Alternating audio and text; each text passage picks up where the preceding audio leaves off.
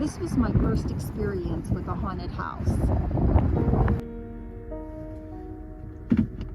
I'm going to let you know about my first ghost experience. Inside this house I grew up in is a very open staircase. In front of this exact door you're seeing, I saw my first apparition in a long white dress, holding a baby, and was rocking right in front of that door you see. She was very white and hollow. I don't know who she is. We did some research on the house and never found out who she was. I told my grandmother this story, and she just told me it was Lily. We never knew any more. We moved out of this house a few years afterwards, but never heard from Lily again. Here's another experience I had with a haunted house. What made me realize something was wrong at first was I would have my towels moved all around. You would have thought it was like sleeping with the enemy, where they had to have all the cans turned a certain way. They would take the towels, and if they were hanging straight, they would mess them up. They would be wrinkled. If I made a bed, it would come in and pull the covers down off the bed. If I stacked some toys up, it would take the toys and put them all out of order the way I had them in there. If I straightened the cushions on the chairs, then it took all the cushions and would knock them on the floor. I don't think it was a very tidy ghost. It didn't seem to like things orderly. One day I came down in the garage and it had moved the lawnmower completely across the garage. Okay, here's another house, not far from the last house that we just passed. In this home, we have a little spiritual creature who likes to move things around too. Seems like... Okay, as we just left this house, it is a relative of ours, so we were able to pull in the driveway and get you a nice picture of the home. The home has been very haunted. I've been told several stories of the home. One being my favorite is while they were sleeping, the ghost put the vacuum cleaner in the kitchen for them to sweep the kitchen and left it there in front of the stove. When they woke up, they asked who was vacuuming and nobody knew.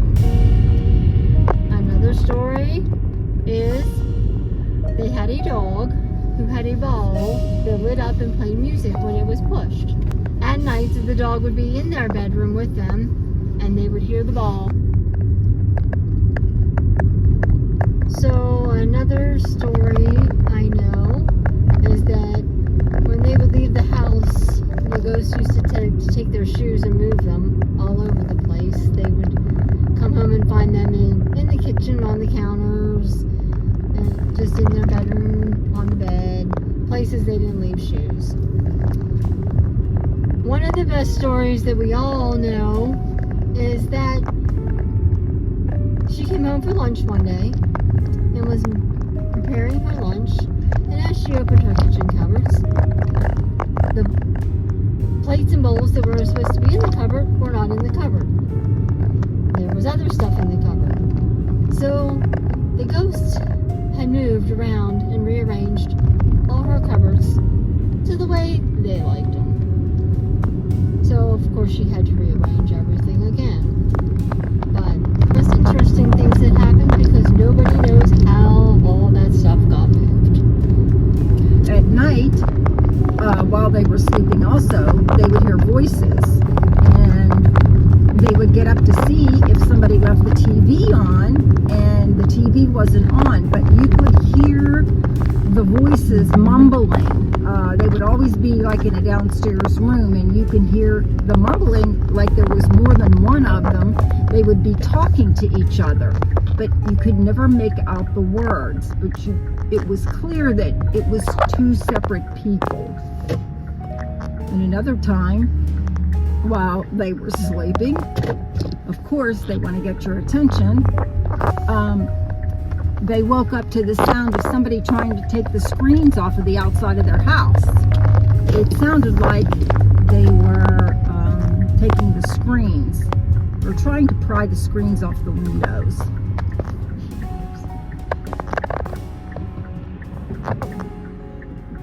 At night, they would also hear the banging of pipes in their basement. They never figured out what it was. They went down and nobody was there and nothing was going on in the basement, but they would get back in bed and hear banging of pipes all night long. After a recent renovation of the home, where they took down a wall and moved some walls around, it seemed like all the activity in the home stopped. So I don't know if the construction of the home had something to do with them leaving, but they have not been back since the renovations of the home. Here's another interesting house in our little town that has some unique stories.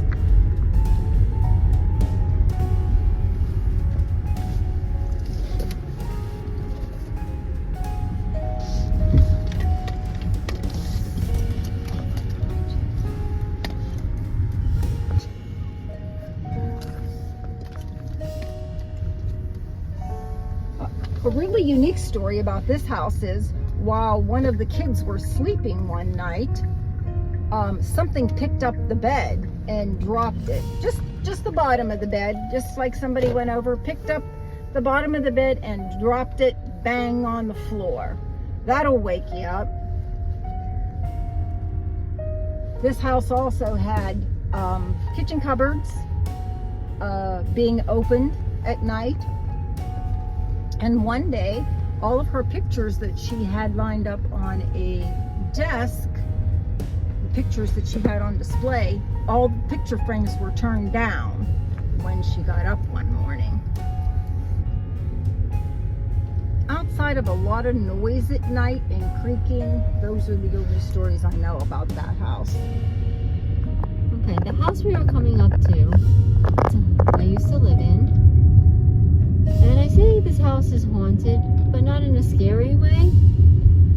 We had a man who used to stand in the hallway and just stare at us. It wasn't like an apparition, it was more like a full human body.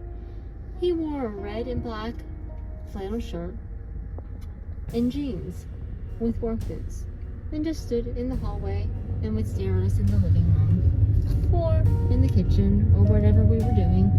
And when I would go down the hallway to find him, he would just disappear. We really didn't know who he was, but we did talk to some owners of the house previous to us, and they did tell us that it was the guy who built the house. So whether or not it's true, we don't know, but he used to watch us very closely all the time.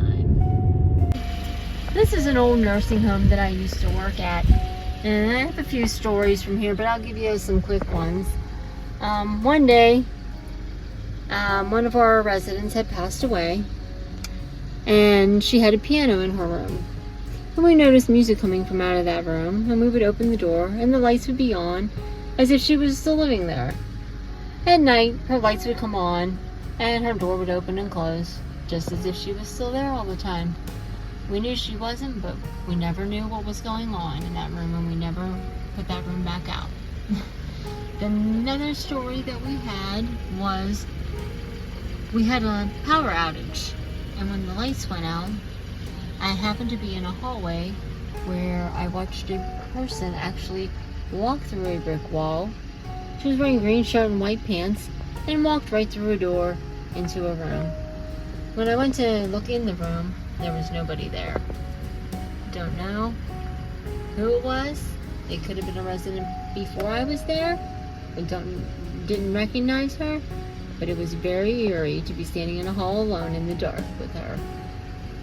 Another story we had during that power outage was myself and another were walking down the hall, and we saw a big shiny ball at the end of the hall. We assume it to be an orb of one of the residents. We don't know who it was, but it was pretty scary. Those are just some of the stories I have. There's lots of stories of nursing homes and hospitals that I could tell, but those are just some interesting ones. Okay, we're coming up on a little house here that we just know a little bit of stories about from the neighborhood. It's been known to have things moved and brought back the next day. I've had things missing, they say, and they reappear. We're not really sure what's going on, but they just tell us little stories.